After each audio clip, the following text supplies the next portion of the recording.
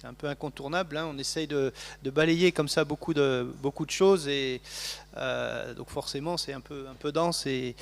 Mais bon, j'espère que c'est quand même malgré tout intéressant et surtout voilà, n'hésitez pas à emmagasiner des questions et puis vous les posez à l'issue de. Ce sera très rapide, hein. Le but c'est pas de faire une demi-heure de présentation sur les formations, hein. Ça pourrait durer des heures, hein. Moi si vous voulez, ça me pose pas de problème, mais c'est pas l'objectif. Mais bon, ça reste quand même important pour nous. Donc là je me suis concentré, hein, sur les formations autour de la maintenance, d'accord, parce que effectivement bon, David Haro en a parlé, hein, dans les métiers, il y a X métiers avec des filières qui sont très différentes. Bon là on est vraiment sur de la maintenance, donc dans le secteur des énergies renouvelables.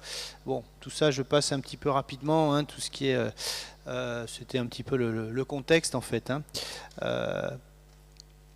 Donc sur la partie maintenance, exploitation donc de parcs éoliens, donc on a une formation donc de technicien. Alors jusqu'à présent on était sur une formation de technicien supérieur, c'est-à-dire de niveau BTS, hein.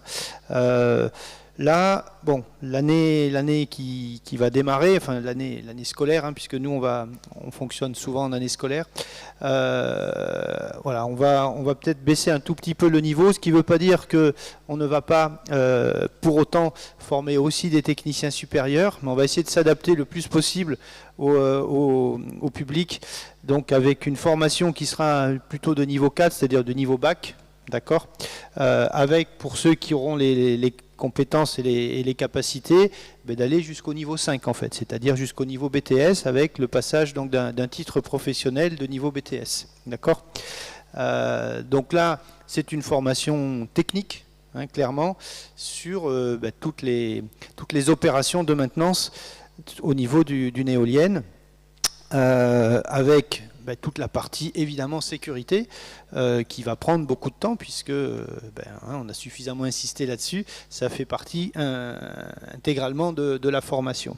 Ensuite, on va s'intéresser à toute la partie maintenance mécanique, la partie maintenance hydraulique, la partie maintenance électrique, avec des interventions, des activités sur les machines que vous verrez ensuite sur le plateau technique, d'accord. Qu'est-ce qu'on va voir toute la partie réparation, un petit peu d'expertise, le plus possible de diagnostic, mais bon ça c'est la partie déjà un petit peu plus sophistiquée, hein, d'accord, de technicien supérieur qui lui va travailler sur la notion de diagnostic, alors que le technicien lui va être vraiment sur la partie à la fois je veux dire curative et donc la partie mesure, évidemment, mesure technique, analyse des mesures, optimisation des équipements et analyser les causes de panne. Ça, c'est vraiment les thématiques. Après, bien évidemment, on rajoute dans ces formations, hein, il y a une grosse partie en anglais aussi, parce que l'anglais, c'est la langue qui va être utilisée dans le milieu, que ce soit l'éolien, le photovoltaïque peut-être un petit peu moins, quoique la moindre notice technique, de toute façon, elle va être en anglais. Beaucoup de comment dire de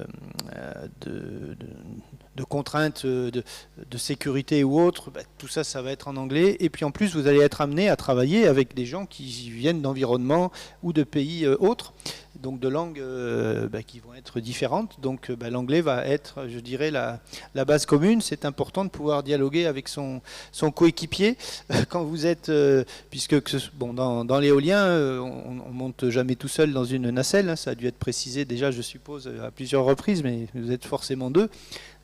Peut-être que l'autre personne, l'autre technicien, il n'est peut-être pas français ou il parle peut-être pas le français parfaitement.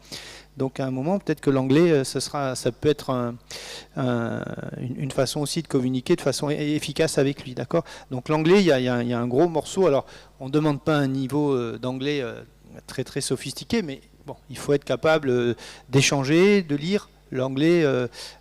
Donc du coup, dans la formation, il y a un module d'anglais. C'est 3 heures par semaine. Je me retourne vers Caroline là-bas, la coordinatrice qui gère la formation. Hop, elle se cache là-bas derrière.